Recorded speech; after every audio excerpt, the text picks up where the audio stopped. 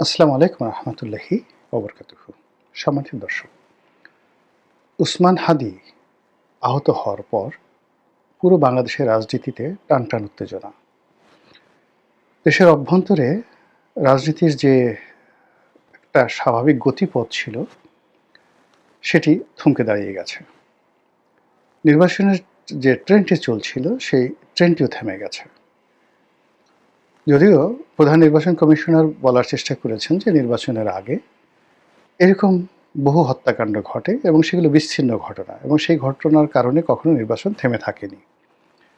তিনি উদাহরণ হিসেবে অতীতে উসমান হাদির চাইতেও বড় বড় মানুষ যারা হত্যাকাণ্ডের শিকার হয়েছেন তার মধ্যে সাবেক অর্থমন্ত্রী কিবরিয়া সাহেব সে কথা উল্লেখ করেছেন।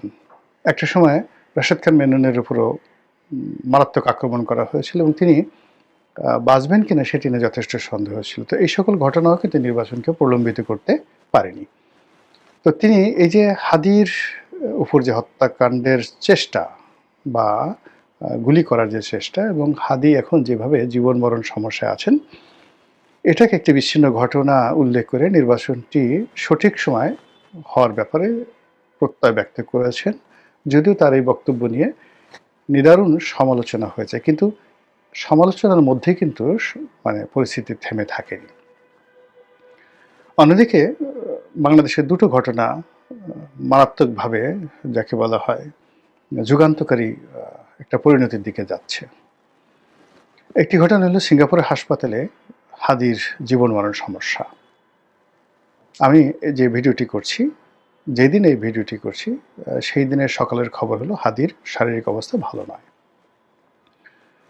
অন্যদিকে এভারকের হাসপাতালে বেগম জিয়া তিনিও জীবন মৃত্যুর সন্ধিক্ষণে আছেন। তিনি তার যে ডাক্তার জাহিদ তার বক্তব্য অনুযায়ী একটা স্ট্যাবল স্থিতিশীল অবস্থায় আছেন। তো যে বয়স ৮০ বছর বয়স, সেই বয়সে বলার চেষ্টা করা হচ্ছে যে তার শরীর ঠিক ওইভাবে রেসপন্ড না করলেও তার মস্তিষ্ক বেগম জিয়ার মস্তিষ্ক রেসপন্ড করছে। আবার অন্যদিকে হাদির মস্তিষ্ক রেসপন্ড করছে না, কিন্তু তার বডি রেসপন্ড করছে। এই দুটো ঘটনার চূড়ান্ত পরিণতির উপর তাদের সুস্থ হওয়ার উপরে অথবা দুনিয়া থেকে তাদের বিদায় নেওয়ার উপর আমাদের রাজনীতির যেটিকে বলা হয় কোর্স অফ অ্যাকশন সেটি নির্ভর করবে। দ্বিতীয় আরেকটি বিষয় সেটি হলো বেগম জিয়ার যে অসুস্থ হওয়া নিয়ে সারা বাংলাদেশ তোলপাড় চলছিল। বিএনপি নেতাদের যে আবেগ উৎকণ্ঠা এবং সেটাকে কেন্দ্র করে যত আলাপ আলোচনা রাজনৈতিক সমালোচনা চলছিল তা জনাব হাদির আহত হওয়ার পরে এটা রিভার্স হয়ে গেছে। এখন ওই প্রসঙ্গটি বলতে গেলে ধামাচাপা পড়ে গেছে। বেগম জিয়া কোথায় আছেন, কোন অবস্থায় আছেন, এই বিষয় নিয়ে মানুষ এই মুহূর্তে রেসপন্ড করছে না হাদির আহত হওয়ার আগে যেভাবে মানুষ রেসপন্ড করত। অন্য একটি ঘটনা সেটা হলো জনাব তারেক রহমান সাহেব বাংলাদেশে আসবেন ২৫ তারিখে। তো ২৫ তারিখে বাংলাদেশে আসবেন এটা নিয়েও ঠিক বিএনপির লোকজনের যে আবেগ, উচ্ছ্বাস, উদ্দীপনা, যেভাবে তারা জনাব তারেক রহমান সাহেবকে বরণ করে নেওয়ার একটা প্রস্তুতি তারা নিচ্ছে বা যেরকম একটা লোক সমাবেশের চেষ্টা তারা করছে, কিন্তু এটা অনেকটা সেই নির্বাচনের তফসিল ঘোষণার মতো ঘটনা ঘটে গেছে। অর্থাৎ সিইসি তফসিল ঘোষণা করেছেন, দৃঢ়তা দেখাচ্ছে নির্বাচন হবে, কিন্তু জনগণের মধ্যে সার্বজনীন যে একটা সাড়া সেটা নেই। তদ্রূপ তারেক রহমান সাহেব যদি আজ থেকে ২ মাস আগে আসতেন, ১ মাস আগে আসতেন, এমনকি তার মা যেদিন হাসপাতালে গুরুতর অসুস্থ সেই দিনও যদি আসতেন, তাহলে ঢাকা শহরে রীতিমতো কী যে হতো বলা যায় না। কিন্তু এখন ঠিক ওই জিনিসটা নেই। তো বোঝার চেষ্টা করুন যে যখন ভূমিকম্প হচ্ছে, তারপরে ঘূর্ণিঝড় হচ্ছে, প্রবল বর্ষণ হচ্ছে, কিন্তু মানুষের মধ্যে কোনো অনুভূতি নেই। ইট মিনস মানুষ অনেকটা রোজ হাসরের ময়দানে যেভাবে মাতাল অবস্থায় ভীত সন্ত্রস্ত অবস্থায় ঘুরতে থাকবে এবং ইয়ানফসি করতে থাকবে, ঠিক তদ্রূপ এখন বাংলাদেশের অবস্থা হয়ে গেছে। প্রতিটি বাঙালির জীবনে এই মুহূর্তে অর্থনৈতিক সমস্যা, ব্যক্তিগত নিরাপত্তাহীনতা এবং বেঁচে থাকার সংগ্রাম। প্রতিদিন এত প্রবলভাবে আসছে, এর ফলে আমাদের জাতীয় রাজনৈতিক জীবনে যে যুগান্তকারী ঘটনাগুলো ঘটে যাচ্ছে, যেটি নিয়ে রাজনৈতিক দলগুলোর অস্তিত্ব, তাদের সফলতা, তাদের ব্যর্থতা সবকিছু নির্ভর করছে, সেটি নিয়ে সাধারণ জনগণের কোনো আবেগ বা উৎকণ্ঠা কাজ করছে না। তো এই যে প্রেক্ষাপট, এরই প্রেক্ষাপটে যেটি হচ্ছে, হাদির এই ঘটনা নিয়ে রাজনৈতিক যারা নেতৃবৃন্দের একটা অংশ, যাদেরকে বলা হয় দক্ষিণ পন্থা, ধর্মভিত্তিক রাজনীতি যারা করেন, যারা বাংলাদেশে খেলাফত কায়েম করতে চান, যারা বাংলাদেশে ইসলামী হুকুমত কায়েম করতে চান, যারা মনে করেন যে ভারত আমাদের শ্রেণীর শত্রু এবং আমাদের যদি বাঁচতে হয় ভারতের বিরুদ্ধে লড়াই সংগ্রাম করে মাথা উঁচু করে আমাদেরকে বাঁচতে হবে। তো এই গ্রুপটি, এখানে অনেকগুলো 10 থেকে 12টি গ্রুপ রয়েছে প্রকাশ্যে, আর আরও 10 থেকে 12টি গ্রুপ রয়েছে যারা পিছন দিক থেকে বৃহৎ শক্তি কিন্তু রসদ দিচ্ছে। সংগঠন অনেক বড় বড় সংগঠন, কিন্তু সরাসরি সামনে যাচ্ছে না। তো সামনে যারা যাচ্ছে তারা প্রক্সি 10 থেকে 12টি সংগঠন। ধরুন তাদের যদি লোক সংখ্যা হয় 100 জন, কিন্তু তাদের পেছনে যে সকল মূল সংগঠন রয়েছে তাদের জনসংখ্যা আছে 1000।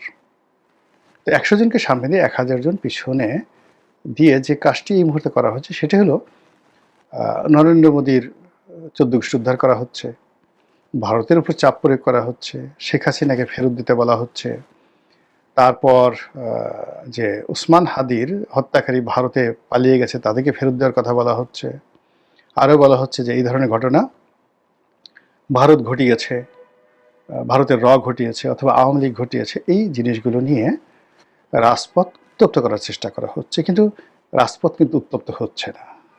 ওই যে বললাম যে মানুষের বহুবিধ সমস্যা, সেই সমস্যার কারণে তারা যেভাবে ঠিক বেগম জিয়ার স্বাস্থ্য নিয়ে, উসমান হাদির আহত হওয়া নিয়ে, তারেক রহমানের দেশে ফিরে আসা নিয়ে বা নির্বাচন নিয়ে, এই 4টি ঘটনা নিয়ে তাদের যে আবেগ এবং উচ্ছ্বাস থাকা দরকার তার 1%ও তারা প্রদর্শন করছে না। আবার অন্য সময় যেভাবে ভারত বিরোধিতা বাংলাদেশে মানে যে কোনো জায়গাতে একটা যাকে বলা হয় ছেড়ে দিলেই মুহূর্তের মধ্যে সেটা বারুদ হয়ে যেত, সেটা এখন হচ্ছে না। তো ফলে এই যে যারা নেতৃবৃন্দ এই মুহূর্তে ইন্ডিয়ার বিরুদ্ধে বা ভারতের বিরুদ্ধে রিয়াকশন দেখাচ্ছেন, তারা অনেকেই হালে পানি পাচ্ছেন না, কিন্তু ভারত কিন্তু এটাকে খুব সিরিয়াসলি নিয়েছে। যেমন দুটো ঘটনা, ভারতের যে রাষ্ট্রদূতকে ডেকে পাঠানো হলো পররাষ্ট্র মন্ত্রণালয়ে, এটা এই সময়টিতে খুব যাকে বলা হয় একটা ব্যতিক্রমধর্মী ঘটনা। আবার অন্যদিকে একেবারেই ব্যতিক্রমধর্মী ঘটনা, সেটা হলো দিল্লিতে ভারতের যে নিযুক্ত বাংলাদেশের রাষ্ট্রদূত রয়েছেন তাকেও ডেকে পাঠানো হয়েছে। তো বোঝার চেষ্টা করি যে দুটো বিষয় একই সঙ্গে ঘটেছে, যেটা অতীতে এইভাবে কোনো সীমান্তের বিষয় নিয়ে বা অন্য কোনো দ্বিপাক্ষিক বিষয় নিয়ে, এমনকি 1971 সনে এরকম ঘটনা পাকিস্তানের জমানাতে ঘটেছিল কি না আমি বলতে পারবো না, যে বাংলাদেশে ভারতের রাষ্ট্রদূতকে ডেকে পাঠানো হয়েছে এবং ইমিডিয়েটলি উইদিন 24 ঘন্টার মধ্যে আবার দিল্লিতে পাকিস্তানের রাষ্ট্রদূত ডেকে নেওয়া হয়েছে। এই ঘটনা ঘটেছে কিনা আমি বলতে পারবো না, বাট এটা এই সময়টাতে ঘটেছে। তো ভারত রিয়াকশন দেখানো শুরু করেছে। সেই রিয়াকশনের প্রেক্ষিতে যেটা হলো, ভারত তাদের দূতাবাস বন্ধ করে দিয়েছে, ভিসা সেকশন, এবং কোনো ভিসা ইস্যু করছে না ঘোষণা দিয়ে। অন্যদিকে রাজনৈতিক সংগঠনগুলো ভারতীয় দূতাবাস সেটা ঘেরাও করার কর্মসূচি দিয়েছে পরপর 2 দিন। তারপর তারা বলছে যে যদি ভারত তাদের দাবি না মানে তাহলে দূতাবাসের মধ্যে ঢুকে যাওয়া হবে। এবং এটা এক্ষেত্রে তারা ইরানের যে সফলতা অতীতে আয়াতুল্লাহ খামেনির জমানাতে সফলতা, সেই সফলতাকে তারা কাজে লাগাতে চাচ্ছে বা উদাহরণ হিসেবে ব্যবহার করতে চাচ্ছে। আপনাদের মনে আছে যে ইরানের বিপ্লবের পর তেহরান বিশ্ববিদ্যালয়ের ছাত্ররা তারা মার্কিন দূতাবাস দখল করেছিল এবং প্রায় 100 জনের মতো মার্কিন কর্মকর্তা কর্মচারী মানে ডিপ্লোম্যাট যারা ছিলেন তাদেরকে জিম্মি করেছিল, এবং এটা সারা পৃথিবীতে তোলপাড় শুরু করেছিল। কিন্তু ইরান একটু মাথা নোয়ায়নি, বরং সেই তেহরান বিশ্ববিদ্যালয়ের ছাত্রদের দাবি মেনে নিয়ে সেই জিম্মিদেরকে তারা উদ্ধার করেছিল। তো এটা যদি আমেরিকার মতো একটা রাষ্ট্রের ক্ষেত্রে ঘটতে পারে, ভারতের রাষ্ট্রদূত বা কর্মকর্তা বা এটা কোনো বিষয় না, মানে মনে করা হচ্ছে, আন্দোলনকারী মনে করছে যেখানে ইরান একটা যাকে বলে নতুন একটা রাষ্ট্র, সে 1980 সনে বা 81 সনে। তারপরে আবার আমেরিকা পৃথিবীর তখন পরাশক্তি। তো সেই তুলনায় ভারত আর বাংলাদেশের মধ্যে কী এমন অবস্থা? এই জন্য তারা এই মুহূর্তে ভারত দূতাবাসকে জিম্মি করে হুমকি দিয়ে ভারতকে ভয় দেখিয়ে তারা তাদের স্বার্থ বা দাবি আদায় করতে চাচ্ছে। এবং এটা আপনি যাকে বলা হয় অতীতের কর্মকাণ্ড যদি দেখেন ভারতের, তারপরে শেষে গ্লোবালি এই ধরনের ঘটনা যেখানে যেখানে ঘটেছে সেখানে তাদের সফলতার হার যদি দেখেন, সেক্ষেত্রে যারা এই আন্দোলন করছে তারা সঙ্গতির ভালো কিছু আশা করতে পারেন। অন্যদিকে যারা মানে সামগ্রিক খবরাখবর রাখেন তারা খুব ভালো করে জানেন যে এনসিপি নেতা জনাব হাসনাত আবদুল্লাহ তিনি মানে উসমান হাদির আহত হওয়ার পরে অত্যন্ত দৃঢ়ভাবে হুমকি দিয়ে বলেছেন যে যদি এই ধরনের কর্মকাণ্ড ভারত বন্ধ না করে, শেখ হাসিনাকে ফেরত না দেয়, তাহলে ভারতের 7 সিস্টার বিচ্ছিন্ন করে দেয়া হবে। এবং এই হুমকি মানে অতীতে বহুবার বহুজনে দিয়েছে, কিন্তু ভারত কখনো কগনিজেন্সে নেয়নি। এই প্রথম ভারতের জনগণ, ভারতের মিডিয়া, ভারতের প্রধানমন্ত্রী, দিল্লির কূটনৈতিক মহল, এমনকি জয়শঙ্কর সহ সবাই কিন্তু এখানে প্রতিক্রিয়া দেখাচ্ছে। দ্বিতীয়ত, ভারতের যারা সাবেক সেনা কর্মকর্তা রয়েছেন তারা তাদের যারা বিভিন্ন সময় ইস্টার্ন রিজনে কর্মরত ছিলেন, কর্নেল, ব্রিগেডিয়ার পদমর্যাদার ভারতীয় সেনাবাহিনী কর্মকর্তা, তারা জনাব হাসনাত আবদুল্লাহর ছবি সহ তার যে টুইট বার্তা থেকে শুরু করে তার যে বক্তব্যের যে ফটোকার্ডগুলো রয়েছে ভারতের বিরুদ্ধে বা 7 সিস্টার্সের বিরুদ্ধে তিনি যে বক্তব্য দিয়েছেন, সেই ফটোকার্ডগুলো সামনে নিয়ে তারা রীতিমতো হুমকি দিচ্ছে যে উসমান হাদির যে পরিণতি হয়েছে একই পরিণতি হবে জনাব হাসনাত আবদুল্লাহর।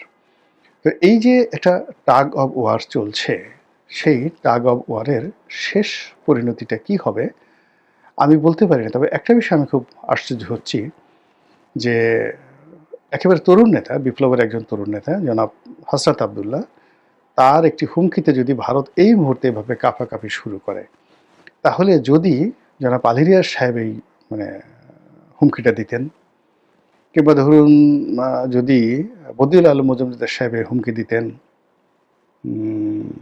এরপর স্বরাষ্ট্র উপদেষ্টা যিনি আছেন তিনিও দিতেন, ব্রিগেডিয়ার সাখাওয়াত দিতেন, তারপর ওই যে একটা কমিশন করা হয়েছে যে বিডিআরের হত্যাকাণ্ডের পিলখানা যে ম্যাসাকারের যে তদন্ত কমিশন, সেই মেজর জেনারেল ফজলুর রহমান সাহেব তিনি যদি দিতেন, তাহলে ভারতের অবস্থা কী হতো।